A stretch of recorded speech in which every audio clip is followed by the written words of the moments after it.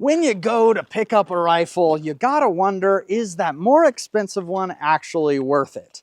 And so I'm shooting a 8-year-old, no magazine, cap turret Ruger American Gen 1, shooting some Hornady. And I'm going up against these guys who have a range of different rifles from several $1,000s to some old stuff, just a whole range of rifles. In this video, we're going to do the Hunter Challenge, but we're mostly talking about the price of the rifles. Now, there are two cool things you're going to get in the video.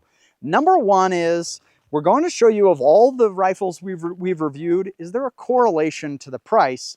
And two, is the same thing true now that we've had a lot of people shoot the accuracy challenge? We're going to actually see with a ton of rifles and a lot of data if the price actually makes a difference. But first, let's take a look at these rifles shooting 2 5-shot groups, and then we're going to see if the price actually made a more accurate rifle. So in general, from most expensive rifle to least expensive, I'll show this on a graph that you'll get better data here, but I would say there's a rough correlation here. So on this graph, you can see the difference between accuracy and cost. I also want to tell you about our title sponsor, SDI. At Sonoran Desert Institute, students get hands-on experience with core gunsmithing tools and learn how to apply foundational skills across several different firearm platforms. Check them out at sdi.edu/backfire or in the link below. Get some information. Go to sdi.edu/backfire and see if it's for you. Here's the correlation that we saw with all hunting rifles we've ever reviewed.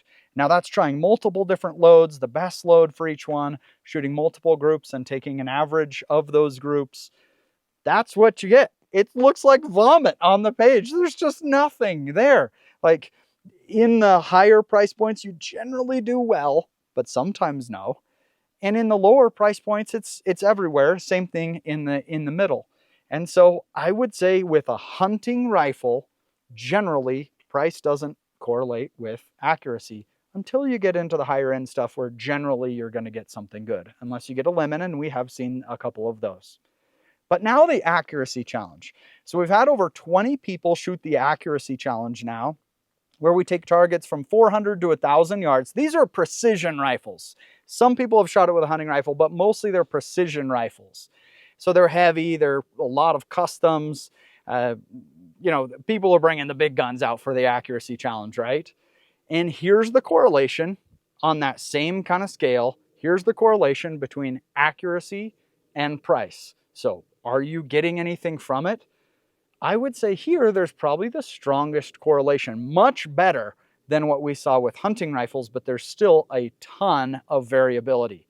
So in just this category of does price matter and just looking at the accuracy, I think the answer is sometimes. But now let's talk about what you're actually getting for it. And then we're going to go to the hunt, take these rifles actually on a little simulated hunt and see if it would actually make a difference in hunting conditions. I grabbed a bunch of rifles. They're in order by price point right now. And what I want to show you is what exactly you're getting. We talked about accuracy, we know about that, but let's talk about the creature comforts, the stock quality, the trigger quality, all that kind of stuff. On your cheapest end rifles, you know, this is a Gen 1 Ruger American, you're going to get usually thinner profile barrels. It's less metal, right? Where they're cutting every little bit that they can. Now, often these rifles are extremely lightweight. You know, people think you got to go into the carbon fiber and everything to get a lightweight rifle. These tiny little thin profile sporter polymer stocks are very, very lightweight. And so you go from a weight of this to a weight of one of the more expensive rifles. This rifle is actually quite a lot heavier than that Gen 1 Ruger American, but you get a lot more features into it. But you, of course, can build a very lightweight rifle if you had just a slim carbon fiber stock.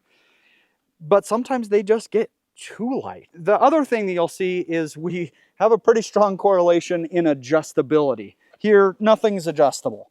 No length of pole adjustment, no adjustable comb. We move up to mostly around the $1,000 price point before we get an adjustable comb.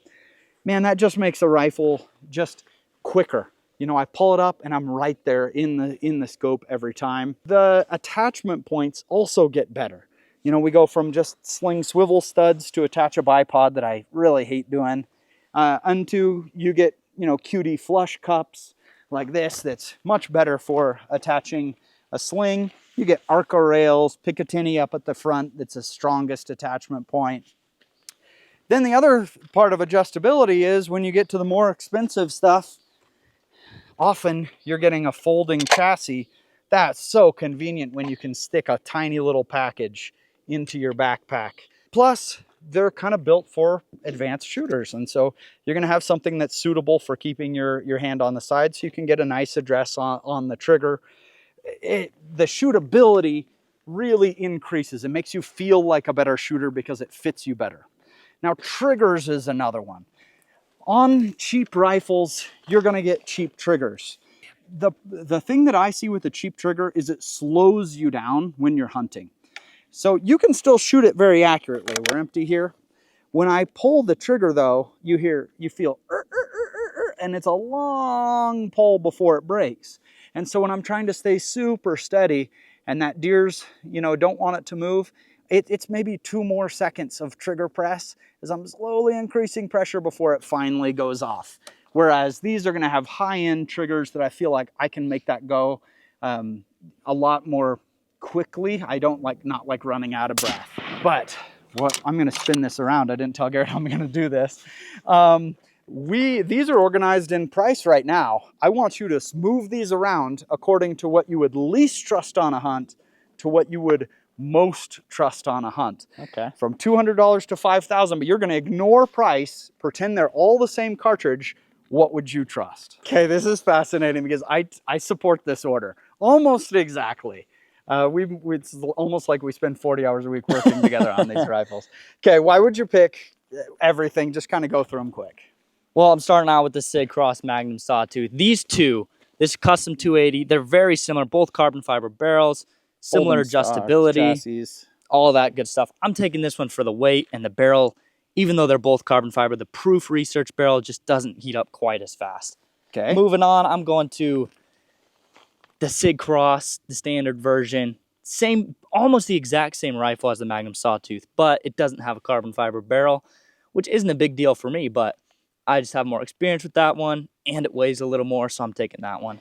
Now, I will say we now have backstop recoil pads available for the Sig Cross. Actually, all of these rifles we have backstop recoil pads available for. I do want to show you a little bit about how the backstop recoil pad works. It has 2 sections. The bottom section is the crush zone. When you order a backstop recoil pad, you're asked, you know, what cartridge do you shoot? How heavy is it? Do you use a muzzle device? And then a recoil calculation is done to figure out how many foot-pounds of recoil. And then you're getting one that's for your rifle. So this crush zone is designed to crush when you get to just that peak force of that rifle coming back into your shoulder.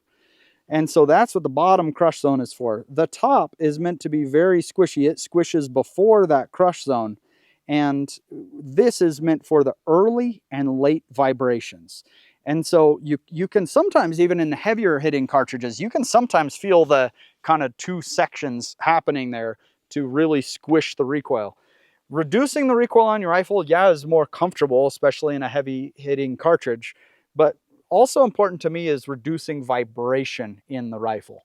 I want that thing to just shoot dead. You can see a little bit better through your scope, spot your impact, everything like that. Backstop recoil pad is available on over 300 cartridges. Okay, what's up next? Next, I'm going, these 3 are kind of all in the same bucket. Seekins Havoc PH2, Tika Superlight, and the Bergara Wilderness Sierra. They all have even though, I mean, this one is jumping up in price drastically compared to these 2. But the stocks are all very similar. They all have great actions. They all shoot around the same accuracy, but I do think these 2, the Seekins and the Tika, are shooting probably just a quarter minute better than the Bergara. I would put these kind of really on par. Yeah, me too. The Seekins stock has always felt cheap to me. So does the Tika. But both of these have extremely good actions and extremely good barrels. They're both phenomenal guns. I would hunt with either one. In fact, I have hunted with both, but this one costs double what the Tikka does. Yep. And then finally, we got the Ruger American Gen 1. It's just older. It's just not quite as reliable. It doesn't quite shoot the groups. And so that's my last one. Does it translate to better success in the field? So now I'm going to take that $200 Ruger American Gen 1 and I'm going to compete against other guys that have very, very fancy rifles. And we're going to see if skill and price and real hunting conditions, how they kind of all collide. All right, so now we're going to put on some realistic hunting conditions here. We're going to have a whole bunch of different steel animal targets. You don't have to shoot anything you don't feel comfortable shooting. If you feel like this is beyond your ethical distance, no problem, don't shoot it. If you hit it, you're plus 1 point. If you miss it or wound it, you lose 1 point. You got to hit the vitals on the animal. But this time there's something a little different. I picked the crappiest gun that I got. Gen 1, no magazine, cap turret, Ruger American. Just grab some Hornady. It's zeroed, but I have no idea what the drop is like at different distances. And so if I can get 2 points ahead of you, you are knocked out of the competition. Ready to go? Anybody a little nervous about the Gen 1 Ruger American? A little bit. I wouldn't be. We're taking a 200-ish yard shot. You can either do seated unsupported, or kneeling unsupported at a coyote. Who's in? All except one? All right, let's go. I'm taking it. Let's go. I got nothing to lose. All right, Logan, West Desert Shooter, here you go. 200 yards at a coyote should be pretty easy. This happens all the time hunting. Oh, just off the side, barely off the vitals. That'd kill the coyote, but a part of this challenge is you got to hit it in the vitals where you're actually aiming for.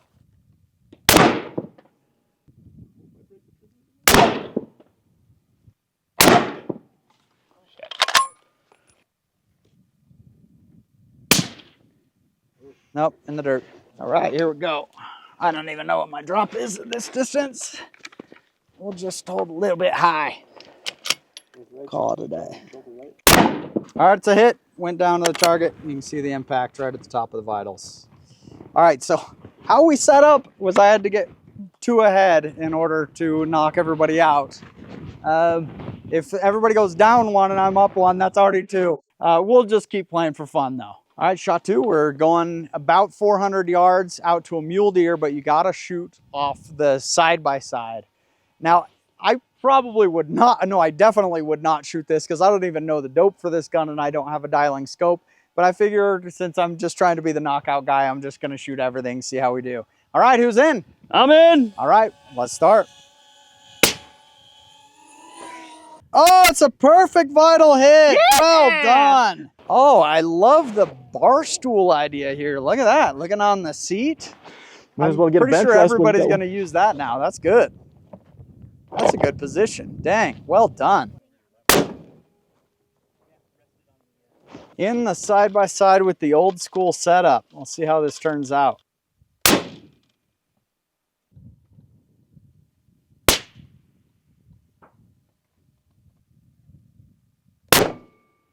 Impact! He is positive. Well done. Oh, dirt. Oh, in the dirt? In the dirt. You guys are on a pronghorn hunt now. We're between, I don't know, 350, 400-ish yards. And the pronghorn's out there. Pronghorn's decently sized vitals, but you got to get above the sagebrush, which is pretty common in antelope territory. So we're going to be shooting off a tripod for this one. Who's in on this one? Yeah, I'm in. I'm in.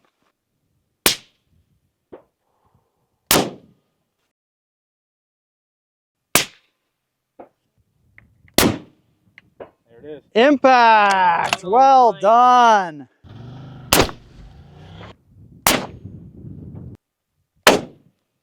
Yeah, it's in. Woo! Okay, we got a hog. It's 200 yards away, straight down and open. You can see it. I don't care what you shoot from. You can run up to the side-by-side. You can go off the berm. You could lay down prone in the middle. Only stipulation is you go from right where you are to your shooting spot, and you got to rip off your shot within 30 seconds. Hog isn't going to wait all day. Impact right on the vitals. Well done. Hasn't missed yet. Oh, in the leg! Oh no!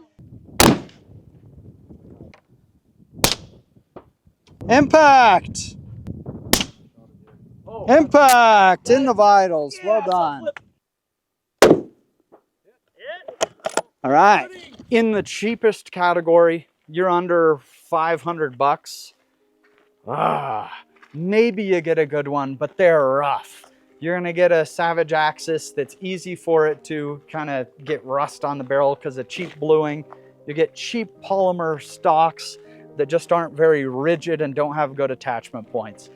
That cheap price point, sometimes you find a diamond in the rough, which I would consider to be, you know, kind of the Ruger Americans, but mostly, yeah, they're kind of rough. You jump up though, and starting around 750 with a Tikka T3X, that is a phenomenal rifle that, as you saw, we would often rank higher than rifles that cost double that. But I think the sweet spot for all rifles is around 1200. There, it's tough to find a bad rifle in there. Some better than others, but few of them are bad because they're high volume still. When you get into the highest end rifles, you can get some phenomenal stuff, but they're also bleeding edge tech often. They're trying the new things. They've got to attract the buyers and get them in there. And sometimes by doing that, they push the limits to something that kind of makes a rifle worse, where you get a lemon or things just go wrong. And so there is where I see the biggest disparity in the quality. Sometimes they're phenomenal, but every once in a while you get a crazy lemon in there. That's at least what I would say. What's been your experience? Comment down below.